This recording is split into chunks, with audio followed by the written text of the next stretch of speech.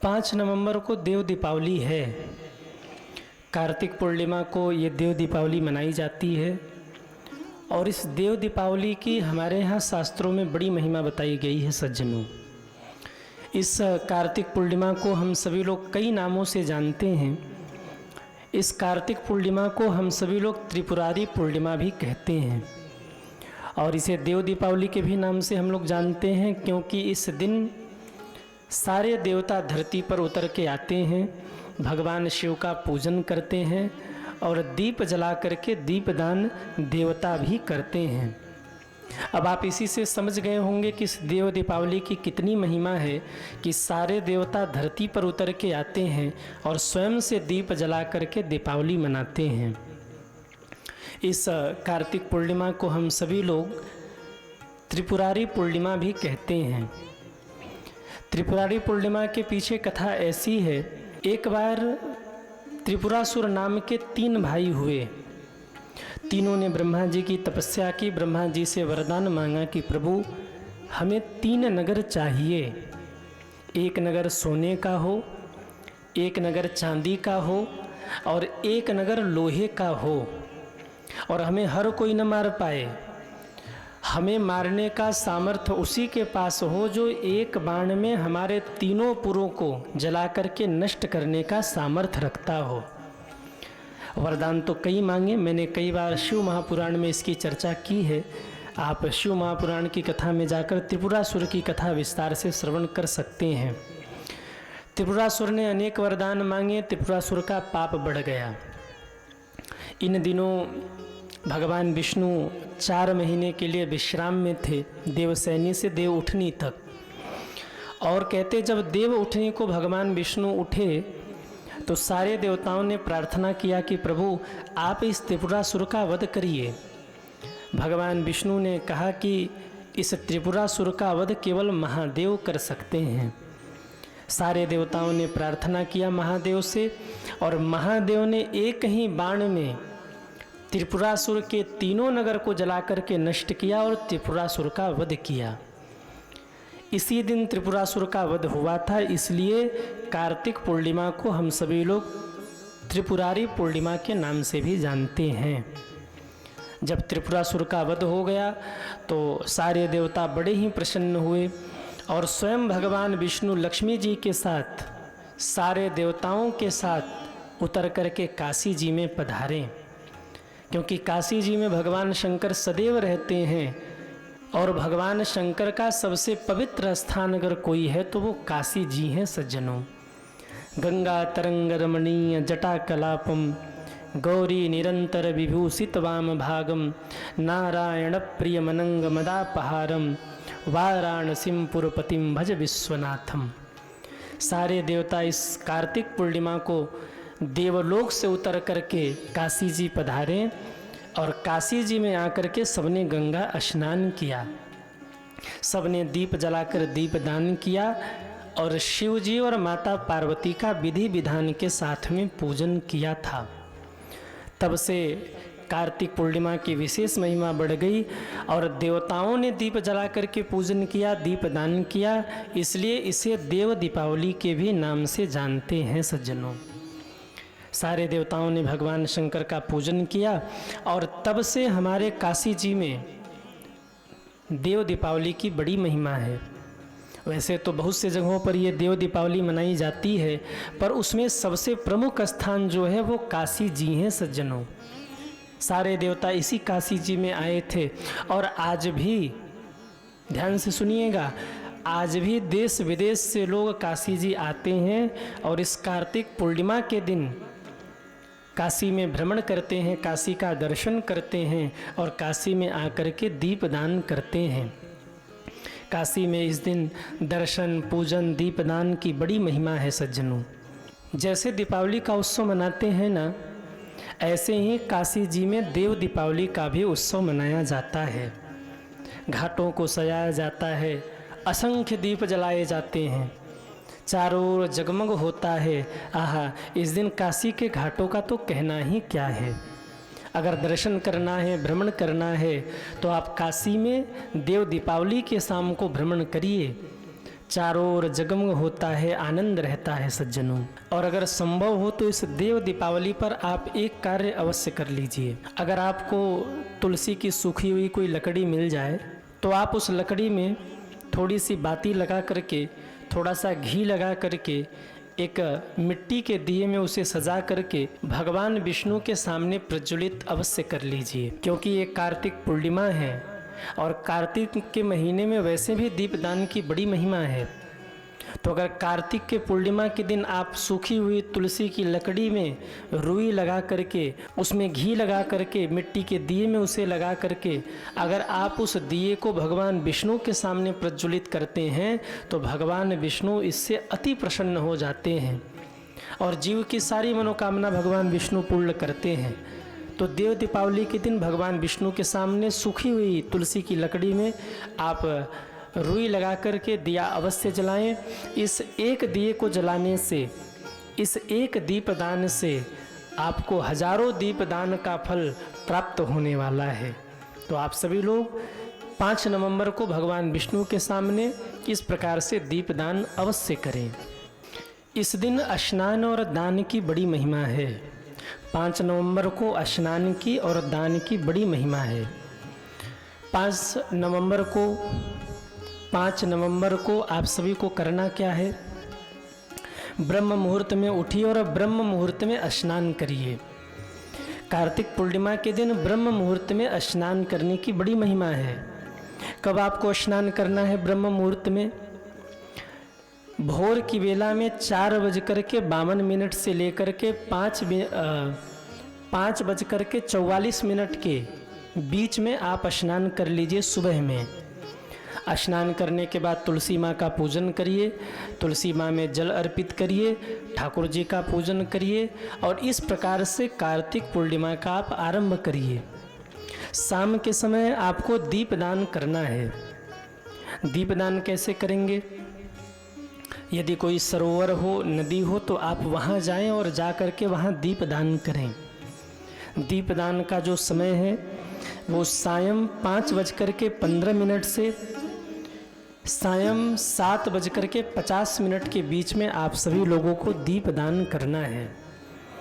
दिन में इस दिन आप सभी लोग सत्यनारायण भगवान की कथा भी सुन सकते हैं। कुछ लोग हर पूर्णिमा को, अमावस्या को सत्यनारायण भगवान की कथा सुनते हैं।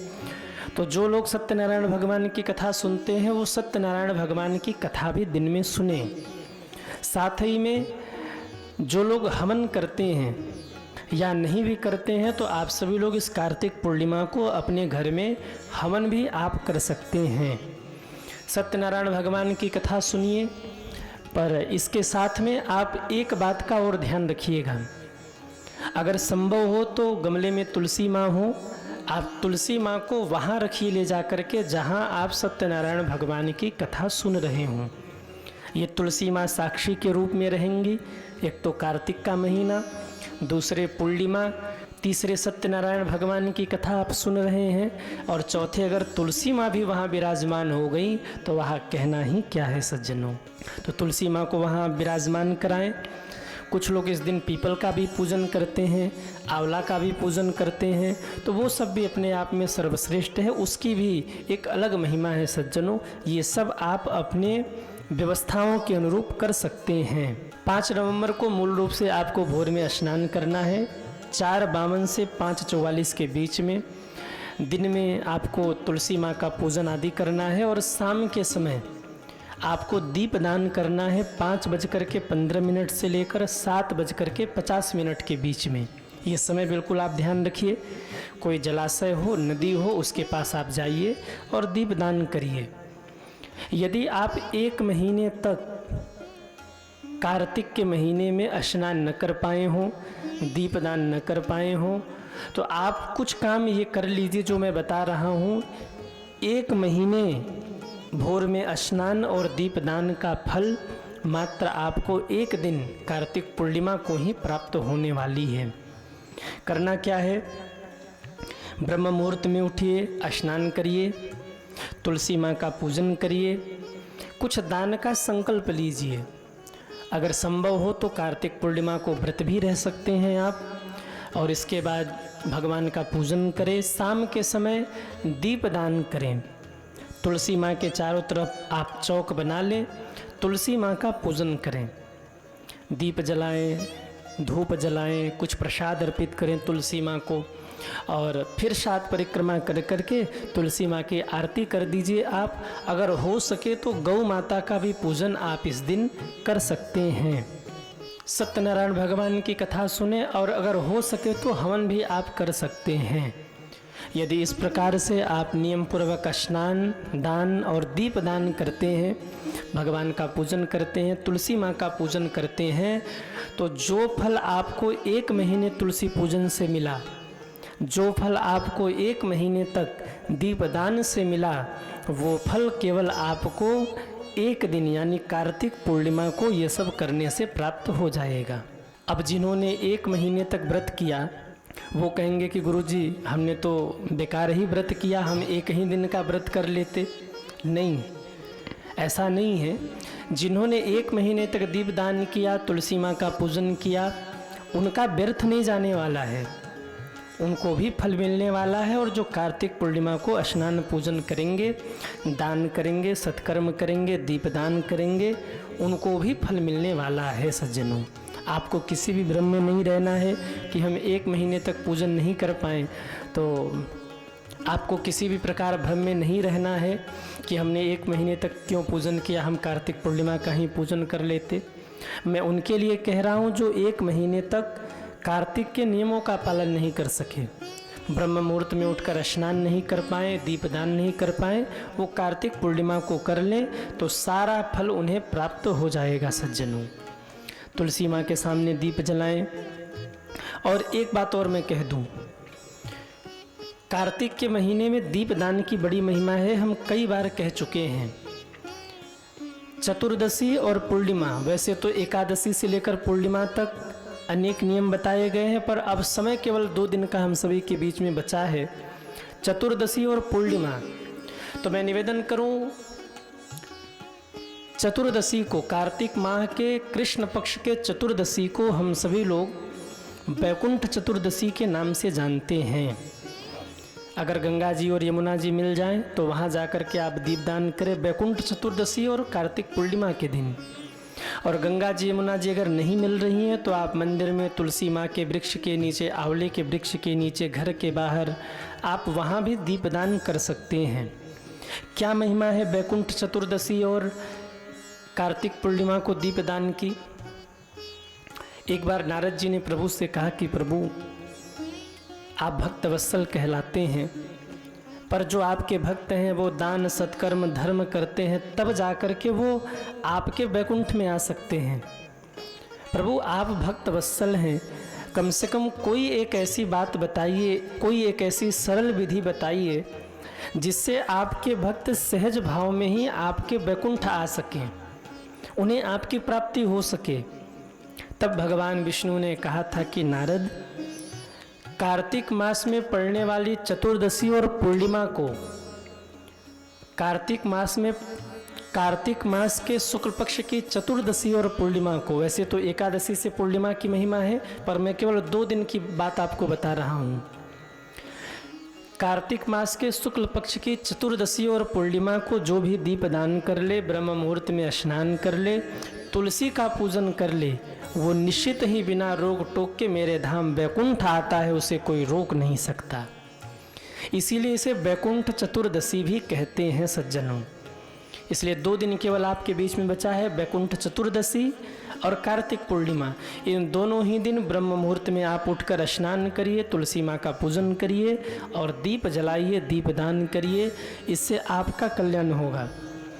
एक बात और, जो लोग एकादशी को तुलसी माँ का पूजन नहीं कर पाए हों, कई सारे लोगों ने कहा गुरुजी हम एकादशी को तुलसी माँ का पूजन किसी कारणवश नहीं कर पाए, घर पर नहीं थे या कुछ व्यस्तता हो गई, तो हम क्या करें।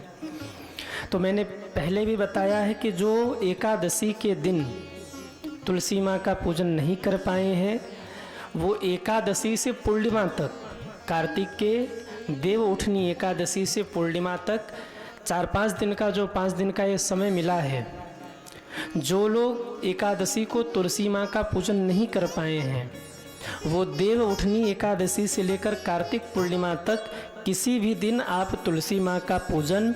और एक बात और मैं निवेदन करूं, जो लोग भी देव उठनी एकादशी के दिन तुलसी माँ का विवाह भगवान शालिग्राम से नहीं करवा पाए हैं, उनके लिए विशेष निवेदन मैं करूं। कई लोगों के प्रश्न आए कि गुरुजी हम देव उठनी एकादशी को घर पे नहीं थे, इसलिए तुलसी शालिग्राम विवाह नहीं करवा पाए, हम किसी कारणवश घर से बाहर थे या व्यस्तता थी, तो हम क्या करें। देखिए, जो देव उठनी एकादशी को तुलसी माँ का विवाह भगवान से नहीं करवा पाए, उनके लिए विशेष सूचना ये है कि आप देव उठनी एकादशी से कार्तिक पूर्णिमा के बीच किसी भी दिन तुलसी माँ का विवाह भगवान शालिग्राम से करवा करके ये उत्सव आप मना सकते। तो अभी भी आपके पास समय है, जो अभी तक तुलसी माँ का विवाह भगवान शालिग्राम से न करवा पाए हों, जिनके मन में ये संदेह हो कि अब हम क्या करें, तो आप विधि विधान से पूर्णिमा तक का समय है, आप तुलसी माँ का विवाह भगवान शालिग्राम से करवा सकते हैं सज्जनों। तो 4 तारीख को वैकुंठ चतुर्दशी है और 4 नवंबर को वैकुंठ चतुर्दशी है और 4 नवंबर को वैकुंठ चतुर्दशी है और 5 नवंबर को देव दीपावली है। आप सभी दीपदान करना मत भूलना, आप सभी लोग तुलसी माँ का पूजन करना मत भूलना। ये चतुर्दशी और पूर्णिमा अवसर तो फिर मिलेगा, लेकिन 1 साल बाद आपको ये अवसर मिलने वाला है। और जीव न जाने दिन भर में कितने पाप करता रहता है, कभी झूठ बोला, कभी निंदा की, कभी किसी को अपशब्द कह दिया, कभी अनजाने में किसी जीव की हत्या हो गई, पैरों के नीचे आकर छोटे छोटे जीव जंतु मर गए। कितने पाप करते हैं हम, और यदि हम ये धर्म सत्कर्म नहीं करेंगे तो वो पाप नष्ट होने वाले नहीं हैं, वो पाप उसका दंड कहीं न कहीं हमें प्राप्त होगा। इसलिए ये धर्म सत्कर्म हमको सदैव करते रहना चाहिए। जब हम ये धर्म सत्कर्म करते रहेंगे तो जाने अनजाने में हुए जितने भी पाप हैं, भगवान उन सब पापों को नष्ट करते रहेंगे। एक बात आप सदैव याद रखिए, विज्ञान आपको सुख दे सकता है, पर शांति चाहिए तो आपको धर्म और सत्कर्म करना ही पड़ेगा। जब तक आप धर्म और सत्कर्म नहीं करेंगे, आपको कुछ न मिले तो आपको कम से कम शांति तो मिलेगी ही मिलेगी। मरने के बाद व्यक्ति वैकुंठ जाएगा कि नरक जाएगा, ये तो तब की तब देख लेंगे, पर जीते जी हम सुखी हैं कि नहीं हैं ये तो हम देख लें। और जीते जी अगर हमें शांति चाहिए, सुखी रहना अलग बात है और शांति प्राप्त करना एक अलग बात है। सुख हमें सुख सुविधाओं से मिल सकता है, सुख हमें एसी बंगला कार से मिल सकता है, पर शांति केवल और केवल हमें धर्म करने से मिलेगी। इसलिए हमें धर्म और सत्कर्म करते रहना चाहिए। आप सभी को देव दीपावली और वैकुंठ चतुर्दशी की बहुत बहुत शुभकामना। भगवान नारायण की कृपा आप सभी पर बने, ऐसी प्रार्थना। बोलिए नारायण भगवान की जय।